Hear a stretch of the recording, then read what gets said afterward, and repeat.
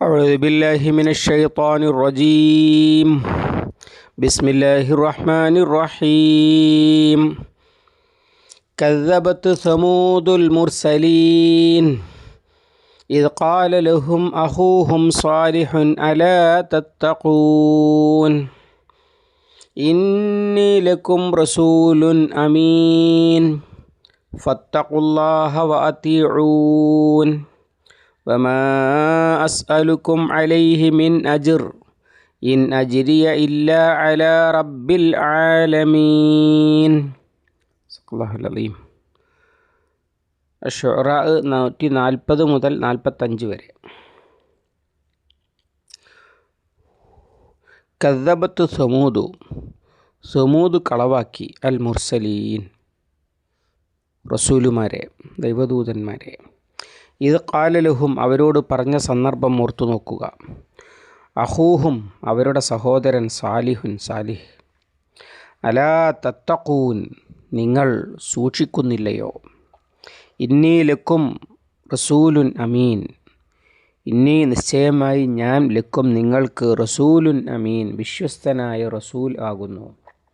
ഫത്തഖുല്ലാഹ അതിനാൽ നിങ്ങൾ അള്ളാഹുവിനെ സൂക്ഷിക്കുവീൻ. വഅതിഊനി എന്നെ അനുസരിക്കുകയും ചെയ്യുവീൻ. വമാ അസ്അലുക്കും ഞാൻ നിങ്ങളോട് ചോദിക്കുന്നില്ല അലൈഹി അതിൻ്റെ പേരിൽ മിൻ അജിരിൻ യാതൊരു പ്രതിഫലവും. ഇൻ അജിരിയ നിശ്ചയം എൻ്റെ പ്രതിഫലം ഇല്ല അല റബ്ബിൽ ആലമീൻ റബ്ബുൽ ആലമീനിൻ്റെ ഉത്തരവാദിത്തത്തിൽ അല്ലാതെയല്ല. ഇൻ അജ്രിയ എൻ്റെ പ്രതിഫലമല്ല ഇല്ല അല റബ്ബിൽ ആലമീൻ റബ്ബുൽ ആലമീനിൻ്റെ മേലല്ലാതെ, അഥവാ അവൻ ഏറ്റെടുത്തത് അല്ലാതെ എന്നർത്ഥം, അല്ലെങ്കിൽ അവൻ്റെ ഉത്തരവാദിത്തത്തിൽ. ഇനി മറ്റൊരു കഥ പറയുകയാണ്. ആദ് സമൂഹത്തിൻ്റെയും ഹൂദ് നബിയുടെയും ചരിത്രത്തിന് ശേഷം അവരുടെ തന്നെ പിൻഗാമികളായിട്ട് വളർന്നു വന്ന, അഥവാ രക്ഷപ്പെട്ടു പോയ ഹൂദ് അലൈഹി ഇസ്ലാമും അദ്ദേഹത്തിൻ്റെ കൂടെയുള്ളവരും ആദിനെ നശിപ്പിച്ചപ്പോൾ രക്ഷപ്പെട്ട സമൂഹം അവർ പിന്നെ പോയി പാർത്ത് ഉണ്ടായ അവരുടെ ശാഖയാണ് എന്നാണ് പണ്ഡിതന്മാർ പറയുന്നത്. മദീനയുടെയും സിറിയയുടെയും ഇടയിൽ കിടക്കുന്ന സ്ഥലമാണ് മദായിനു സാലിഹ് എന്നറിയപ്പെടുന്ന സാലിഹ് നബിയുടെ ജനതയുടെ താമസ സ്ഥലം. ഇപ്പോഴും അവരുടെ അവശിഷ്ടങ്ങൾ അവിടെ കാണുന്നുണ്ട്. നബി സല്ലല്ലാഹു അലൈഹി വസല്ലമ തബൂക്കിൽ നിന്ന് വരുന്ന അതുവഴി വന്നപ്പോൾ ആളുകൾ അവിടെ താല്പര്യം പ്രകടിപ്പിച്ചപ്പോൾ അവിടെ കൂടുതൽ നിൽക്കരുത്, അള്ളാഹുവിൻ്റെ ശിക്ഷ ഇറങ്ങിയ സ്ഥലമാണ് എന്നും, അവിടുത്തെ വെള്ളമെടുക്കാൻ തീരുമാനിച്ചപ്പോൾ അതിൽ സാലിഹ് നബിയുടെ ഒട്ടകം വെള്ളം കുടിച്ചിരുന്ന ഒരു കിണറുണ്ട്, അതിൽ നിന്നില്ലാതെ എടുക്കരുത് എന്നും ഒക്കെ പ്രത്യേകം പറഞ്ഞത് ഹദീസുകളിൽ കാണാൻ കഴിയുന്നതാണ്. ആദുകാരുടെ പൂർവികരായ ഇറം ഗോത്രത്തിൻ്റെ വേറൊരു ശാഖ തന്നെയാണ് സമൂദ് ഗോത്രം, ആദിനെ പോലെ തന്നെ. അതുകൊണ്ട് ചിലപ്പോഴൊക്കെ ചരിത്രത്തിൽ രണ്ടാം ആദ് എന്ന് തന്നെ അറിയപ്പെട്ടിട്ടുണ്ട്. അതിൻ്റെ കാരണം പിന്നീട് വളർന്നു വന്ന ഹൂദ് നബിയുടെ ജനതയാണ് എന്നാണ്. അവിടെ നിന്ന് പിൽക്കാലത്ത് കണ്ടുകിട്ടിയ രേഖകൾ ഹൂദ് നബിയുടെ ജനതയുടെ നല്ല ഒരു ഇസ്ലാമിക സമൂഹത്തിൻ്റെ ചിത്രം വരച്ചു കാണിക്കുന്നുണ്ട്. അതിൽ എഴുതിയിരിക്കുന്നതായി ചരിത്രകാരന്മാർ മനസ്സിലാക്കിയത് ഇങ്ങനെയാണ്: ജീവിതത്തിൽ ക്ലേശമോ ദുസ്തുതിയോ അനുഭവിക്കാതെ ഞങ്ങൾ ദീർഘകാലം ഈ കോട്ടയിൽ വാണു. ഞങ്ങളുടെ ജലാശയങ്ങൾ നദീജലത്താൽ നിറഞ്ഞിരുന്നു. ദുർവിചാരങ്ങളില്ലാത്ത നാശകാരികളെ കർക്കശമായി കൈകാര്യം ചെയ്യുന്ന രാജാവായിരുന്നു ഞങ്ങളെ ഭരിച്ചിരുന്നത്. അദ്ദേഹം ഹൂദിൻ്റെ നിയമപ്രകാരം ഞങ്ങളെ ഭരിച്ചു. പ്രധാന തീരുമാനങ്ങൾ ഏടിൽ രേഖപ്പെടുത്തി വച്ചു. ഞങ്ങൾ ദൈവികമായ അത്ഭുതകൃത്യങ്ങളിലും മരണാനന്തര ജീവിതങ്ങളിലും വിശ്വസിച്ചു. അന്ന് കിട്ടിയ ഈ സമൂദ് ഗോത്രത്തിൻ്റെ അവശിഷ്ടങ്ങളിൽ നിന്ന് കിട്ടിയ രേഖ ആധുനിക ചരിത്രകാരന്മാർ ഡീകോഡ് ചെയ്തതാണ്. ഖുർആൻ ബോധനത്തിൽ അത് ഉദ്ധരിച്ചിട്ടുണ്ട് ഈ ആയത്തിൻ്റെ വിശദീകരണത്തിൽ. അങ്ങനെ ആ വരികൾ സൂചിപ്പിക്കുന്നത് ഹൂദ് അലൈഹി ഇസ്ലാമിൻ്റെ കാലത്ത്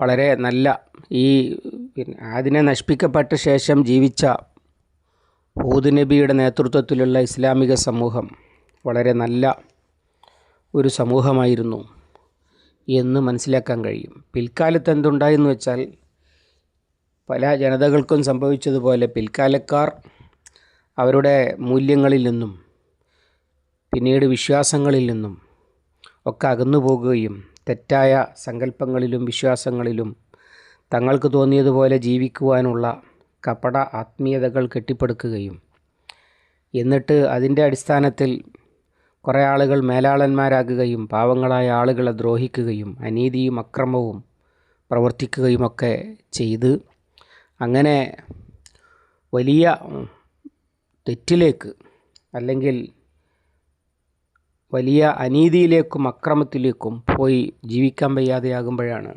അടുത്ത നബിയെ അല്ലാഹു സുബ്ഹാനഹു വ തആല നിയോഗിക്കുക. അങ്ങനെ നിയോഗിതനായ അള്ളാഹുവിൻ്റെ റസൂലായിരുന്നു സാലിഹ് അലൈഹിസ്സലാം. സാലിഹ് അലൈഹിസ്സലാം അവരുടെ കൂട്ടത്തിൽ നബി സല്ലല്ലാഹു അലൈഹി വസല്ലമക്ക് അംഗീകാരമുണ്ടായിരുന്നല്ലോ നുബുവത്തിൻ്റെ മുമ്പ് എന്നതുപോലെ നുബുവത്തിൻ്റെ മുമ്പ് വലിയ അംഗീകാരമുള്ളയാളായിരുന്നു.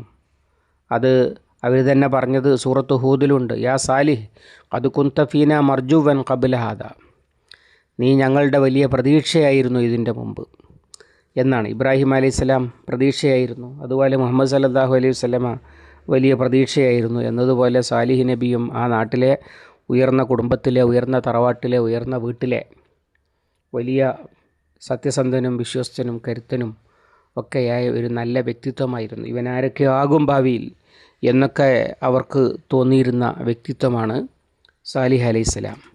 ആ സാലിഹ് അലൈഹിസ്സലാമിനെ അല്ലാഹു തആല നബിയായിട്ട് നിയോഗിച്ചപ്പോൾ അദ്ദേഹം അവരിലേക്ക് ചെല്ലുകയും അവരെ തിരുത്താൻ ശ്രമിക്കുകയും എന്നിട്ട് അവർ ധിക്കാരം പ്രവർത്തിക്കുകയും അതിൻ്റെ ഫലമായി അവർ നാശമടയുകയും ചെയ്തതാണ് ഇവിടെ വളരെ ചുരുക്കി പ്രതിപാദിക്കുന്നത്. ഇവിടെ അദ്ദേഹം പറഞ്ഞത് പിന്നെയാണ് പറയുന്നത്. ആദ്യം പറയുന്നത് കദ്ദബത്തു സമൂദുൽ മുർസലീൻ.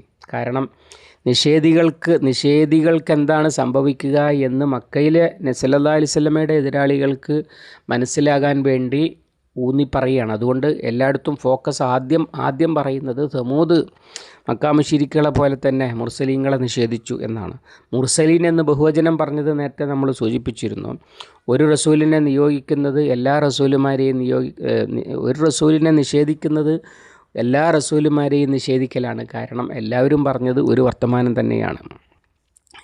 ഇദ് ഖാല ലഹും അഖൂഹും സാലിഹുൻ അലാ തത്തഖൂൻ, നേരത്തെ ഹൂദ് നബിയെ കുറിച്ച് പറഞ്ഞ അതേ വാചകം തന്നെ.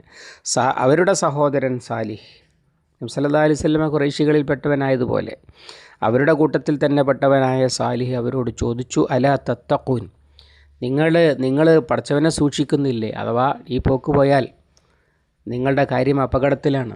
അതുകൊണ്ട് തന്നെ നിങ്ങൾ ഇതൊന്ന് തിരുത്തി സൂക്ഷിച്ച് ജീവിതം സൗഭാഗ്യപൂർണ്ണമാക്കുവാൻ വേണ്ടി ശ്രമിക്കുന്നില്ലേ? അള്ളാഹുവിനെ സൂക്ഷിക്കുന്നില്ലേ എന്നൊക്കെ. ഇന്നി ലക്കും റസൂലുൻ അമീൻ, ഞാൻ നിങ്ങൾക്ക് വിശ്വസ്തനായ റസൂലാകുന്നു. നബി സല്ലല്ലാഹു അലൈഹി വസല്ലമ അൽ-അമീനായിരുന്നത് പോലെ തന്നെ സാലിഹ് നബിയും അവർക്ക് വിശ്വസിക്കാവുന്ന ആളായിരുന്നു അതിൻ്റെ മുമ്പ് തന്നെ എന്ന് സൂചന. അങ്ങനെ അല്ലാഹു തആല നിയോഗിച്ച റസൂലാണ് ഞാൻ, എന്നെ നിങ്ങൾക്ക് വിശ്വസിക്കാം. അതുകൊണ്ട് എന്ത് വേണം? ഫത്തഖുല്ലാഹ വ അത്തിഊൻ, അള്ളാഹുവിനെ സൂക്ഷിക്കുക, എന്നെ അനുസരിക്കുക.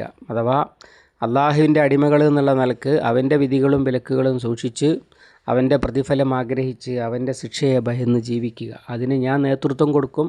അക്കാര്യത്തിൽ എന്നെ അനുസരിക്കുകയും ചെയ്യുക. നേരത്തെ വിശദീകരിച്ചതാണ് നിസ്കാരത്തിലെ ഇമാമിനെ പോലെ എന്ന് പറഞ്ഞത് ഓർമ്മയുണ്ടല്ലോ. വമാ അസ്അലുക്കും അലൈഹി മിൻ അജ്രിൻ, ഞാനൊരു പ്രതിഫലവും ചോദിക്കുന്നില്ല. ജ്യോത്സ്യന്മാർ കളം വരുത്തിയിട്ട് ഭാവിയിൽ ആപത്ത് വരാനുണ്ട്, സൂക്ഷിക്കേണ്ട കാര്യങ്ങൾ എന്നൊക്കെ പറഞ്ഞിട്ട് അവർ പറഞ്ഞു തരും. അതിനൊരു പരിഹാരക്രിയയും പറഞ്ഞു തരും. അതിന് പ്രതിഫലം കൊടുക്കണം, ദക്ഷിണ വെക്കണം, ഇങ്ങനെയൊക്കെയാണ്. ഒന്നുമില്ല, നിങ്ങൾ രക്ഷപ്പെട്ടാൽ മതി. വേറെ ഒരു പ്രതിഫലവും സത്യം സ്വീകരിക്കുന്നതിന്, ഇസ്ലാം സ്വീകരിക്കുന്നതിന് നിങ്ങളുടെ കയ്യിൽ നിന്ന് യാതൊരുവിധ ഫീസോ അല്ലെങ്കിൽ അതിൽ നിങ്ങളെ ക്ഷണിക്കുന്നത് കൊണ്ട് എന്തെങ്കിലും ഭൗതിക നേട്ടമോ ഞാൻ ആഗ്രഹിക്കുന്നില്ല. മുമ്പ് പറഞ്ഞതുപോലെ തന്നെ നബി സല്ലല്ലാഹു അലൈഹി വസല്ലമയോടും അങ്ങനെ തന്നെയാണല്ലോ. നിനക്ക് രാജാവാകണോ? അല്ല നിനക്ക് പെണ്ണ് കെട്ടാനാണോ? അതല്ല നിനക്ക് സമ്പത്തിന് വേണ്ടിയാണോ? ഒക്കെ ഞങ്ങൾ തരാൻ തയ്യാറാണ്. അപ്പോഴാണ് റസൂൽ സല്ലല്ലാഹു അലൈഹി വസല്ലമ എൻ്റെ ഒരു കയ്യിൽ സൂര്യനും മറ്റേ കയ്യിൽ ചന്ദ്രനും വെച്ച് തന്നാൽ പോലും ഇതിൽ നിന്ന് പിന്മാറുകയില്ല എന്ന് പറഞ്ഞത്. അതേ സീൻ ആവർത്തിക്കുകയാണ്. അഥവാ അത് ഇതിൻ്റെ കൂടി ആവർത്തനമാണ്. ഇതിൻ്റെ പേരിൽ ഒരു പ്രതിഫലവും ചോദിക്കുന്നില്ല. നിങ്ങൾ തിരുത്തിയാൽ മതി, നിങ്ങൾ രക്ഷപ്പെട്ടാൽ മതി, നിങ്ങൾ നീതി കാണിച്ചാൽ മതി, നിങ്ങൾ അക്രമം ഉപേക്ഷിച്ചാൽ മതി, അല്ലാതെ വേറെ ഒരു ഫീസും തരേണ്ടതില്ല എന്നർത്ഥം. എന്നാൽ ഞാനിത് പ്രവർത്തിക്കുന്നത് വെറുതെ ആണോ? അല്ല, എനിക്ക് പ്രതിഫലം കിട്ടും.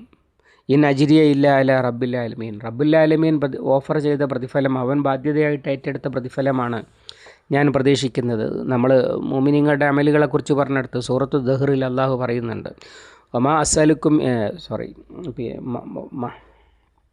ഇന്നമാ നുത്ഇമുക്കും ലി വജിഹില്ലാഹി ലാ നുരീദു മിൻകും ജസാഅൻ വലാ ശുക്കൂറ. ഞങ്ങൾ നിങ്ങളെ തീറ്റിപ്പോറ്റുന്നത് അള്ളാഹുവിൻ്റെ വജിഹിൻ്റെ പേരിൽ, വജി ഉദ്ദേശിച്ചുകൊണ്ടാണ്, അല്ലാതെ നിങ്ങളിൽ നിന്ന് ഒരു പ്രത്യുപകാരം പോയിട്ട് ഒരു നന്ദി പോലും പ്രതീക്ഷിക്കുന്നില്ല എന്ന് പറയുന്നുണ്ട്. എന്നതുപോലെ ഞാനീ പണിയെടുക്കുന്നത് റബ്ബ് ഏൽപ്പിച്ച പണി, അവൻ്റെ വാഗ്ദാനം, അവൻ വാഗ്ദാനം ചെയ്തതിൻ്റെ പേരിൽ. നബി സല്ലല്ലാഹു അലൈഹി വസല്ലമയുടെ പ്രാർത്ഥനയിൽ കാണാം, അനാല അഹദിക വ വഅദിക മസ്തതഅതു.